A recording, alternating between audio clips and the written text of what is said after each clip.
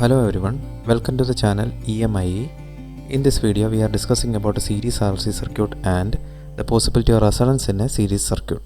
The highlight of this video is that the step-by-step solution of problems related to series RLC circuit and resonance. First of all, we are discussing about a series RLC circuit. Series RLC circuit means a pure resistance, a pure inductance and a pure capacitance connected in a series circuit, and an alternating voltage is connected across this circuit. Suppose the input voltage is V is equal to Vm sin omega t, then an I amount of current will flow through the series circuit. This current I will drop a voltage Vr, that is equal to current into resistance value I into R will drop across the resistance. Then a voltage VL will drop across the inductance, that is equal to I into XL, that is a product of current through the inductance and the inductive reactance XL, where XL equal to omega into L. Omega is the angular frequency of this applied signal Vm sin omega t. Then Vc is the voltage dropped across the capacitance and is equal to the product of current and the capacitive reactance Xc, where Xc equal to 1 by omega c. We know that the current flowing through these components will not be in phase with the voltage developed across these components. Now we can check the phase relationship between voltage and current in these three components. First of all, the current through the resistance R and the voltage developed across the resistance VR will be in phase. That is, there is no phase difference between current and voltage. But in the case of inductance, current will be lagging and voltage will be leading, and this phase difference will be 90 degree. Similarly, in the case of capacitance, the voltage will be lagging. In other words, current is leading with respect to the voltage by an angle 90 degree. In these three components, if we are taking the current as the reference, then the voltage developed across the resistance VR will be in phase with the current. Then voltage developed across the inductance will be 90 degree out of phase with respect to the current and is leading. Then in the case of capacitance, the voltage across the capacitance Vc is lagging with respect to the current by an angle 90 degree.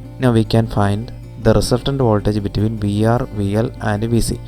According to KVL, the resultant between VR, VL and Vc must be equal to the applied voltage V. For that we can draw the voltage triangle. In this voltage triangle, the current is taken as the reference. Then the voltage across the resistance VR is in phase with the, in this voltage triangle, current is taken as the reference. Then the voltage across the resistance VR is in phase with the current. We know that the inductive voltage VL in the y-axis is marked in the upward direction and the capacitive voltage VC marked in the y-axis in the downward direction. So the resultant between VL and VC can be written as VL minus VC if VL is greater than VC. Suppose VC is greater than VL, then this resultant between VL and VC will be drawn in the downward direction. Now we can find the resultant voltage V. Now we can consider this triangle OAB. Using Pythagoras theorem, we know that then OA square will be equal to OB square plus AB square. That is, the resultant voltage V square is equal to VR square plus VL minus VC the whole square.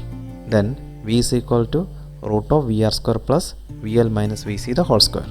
Now we can draw another triangle called impedance triangle from the voltage triangle. We know that voltage will be equal to the product of current and resistance or reactance. So current is common in these three voltage components. Now we can draw the impedance triangle with the resistance in the direction of VR, then XL minus XC in the direction of VL minus VC, and Z in the direction of resultant voltage V.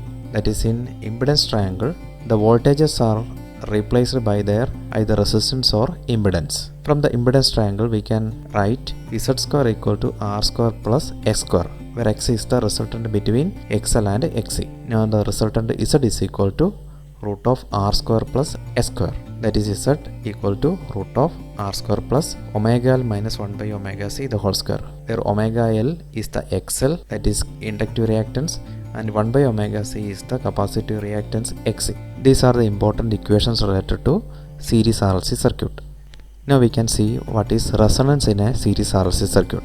A resonance is a situation at which the reactance is 0, and we know that in a series RLC circuit we have two reactants XL and XC, both are frequency dependent. According to the definition of resonance, at a resonance frequency the reactance of the circuit will be equal to 0. So the frequency at which resonance happens is called resonance frequency f0. Now we can check what is resonance frequency. We know in a series RLC circuit, the reactance X or the net reactance is equal to XL minus XC, where XL is the inductive reactance and XC is the capacitive reactance. And also impedance Z is equal to root of R square plus S square.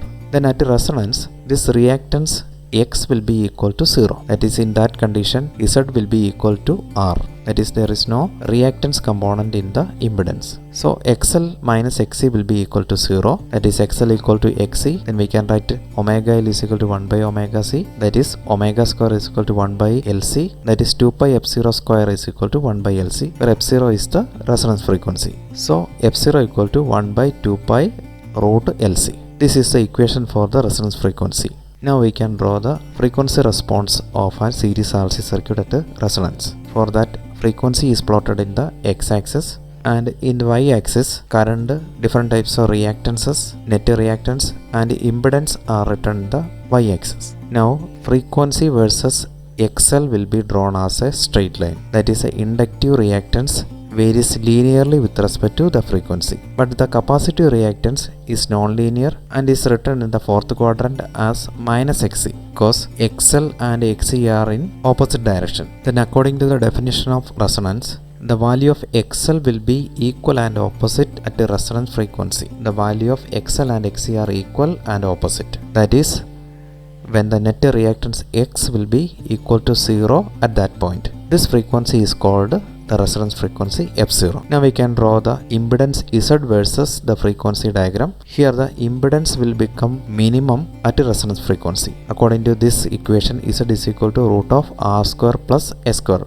When X equal to 0, then Z will be equal to root of R square, that is equal to R. That is, the impedance will be the minimum value, that is equal to R when frequency is F0. Now we can draw the current versus frequency diagram. Here the current through the series RLC circuit will attain a maximum value at resonance frequency and will decrease on further increase in frequency. At resonance, Im is equal to V by Z. Here Z is equal to R, so Im is equal to V by R. That is the maximum current through the series RLC circuit at a frequency is equal to resonance frequency.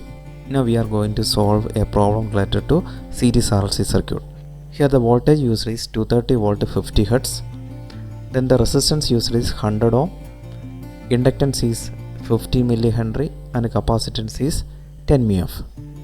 From this circuit, we are going to find what is inductive reactance, capacitive reactance, impedance phase diagram, power factor, current through the circuit, then resonance frequency, then current at the resonance, and finally the voltage drop across each component at resonance. First we are going to find inductive reactance in this circuit. We know the inductive reactance XL equal to omega L, and omega is equal to 2 pi F, therefore XL equal to 2 pi F into L. So 2 into 3.14 into the frequency F is equal to 50 into inductance value 15 into 10 raised to minus 3. The result is 4.71 ohm. This is the value of inductive reactance. Now we are going to find the capacitive reactance. We know capacitive reactance X equal to 1 by omega C, that is equal to 1 by 2 pi F into C. So the value X equal to 1 by 2 into 3.14 into 50 into 10 into 10 raised to minus 6. That gives 318.47 ohms. Next we are going to draw the impedance phasor diagram. In the circuit, the resistance R is equal to 100 ohm. Then we found XL equal to 4.71 ohms and X equal to 318.47 ohms. Now we are going to draw the phasor diagram. First, the resistance R is drawn in the x-axis, XL is drawn in the y-axis in the upward direction, and XC is drawn in the y-axis in downward direction. Now the resultant reactance X equal to XL minus XC, that is equal to 4.71 minus 318.47, that is equal to 313.76 ohm. Here XC value is higher, so the resultant will be in the downward direction. Now we can draw the resultant X equal to XL minus XC in the downward direction.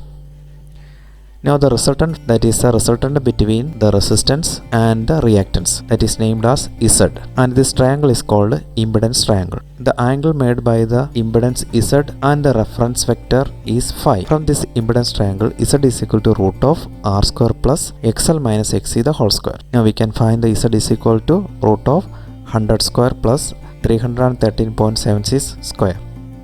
It will give 329.31 ohms. That is the value of impedance. Now we can find the phase angle phi using this relation tan phi is equal to R by Z. Therefore phi is equal to tan inverse of R by Z. We know R is equal to 100 ohm and X is equal to 313.76. That will give 17.67 degree as the phase angle. Now we are going to find the power factor. We know power factor is equal to cos phi, that is cos 17.8 degree, that will give 0.9527. Now we are going to find the current through the circuit. From the impedance triangle, we know that Z is equal to 329.31 ohms. Then the equation for current I is equal to V by Z. So 230 divided by 329.31, that is 0.6984 amp. That is, the current flowing through these three components will be 0.6984 ampere. Now we are going to find the resonance frequency. Presently we are using the frequency as 50 Hz. Then we are going to find the resonance frequency of this circuit. We know at resonance, inductive reactance will be equal to capacitive reactance, that is XL equal to XC. So the resonance frequency F is equal to 1 by 2 pi root LC. That is equal to 1 by 2 into 3.14 into root of value of inductance into value of capacitance. That will give 411.14 Hz. That is, this frequency is the resonance frequency at which the capacitive reactance will be equal to the inductive reactance, or in other words, the reactance of the whole circuit will become 0. Now we are going to find the current at the resonance. We know the current I is equal to V by Z. At resonance, the reactance will become 0. So Z is equal to R. Therefore I is equal to V by R, that is 230 divided by 100, that is 2.3 ampere. Now we are going to find the voltage drop across each component at resonance. Please note, at resonance the frequency will be 414.14 Hz. First we are going to find the voltage drop across the resistance VR.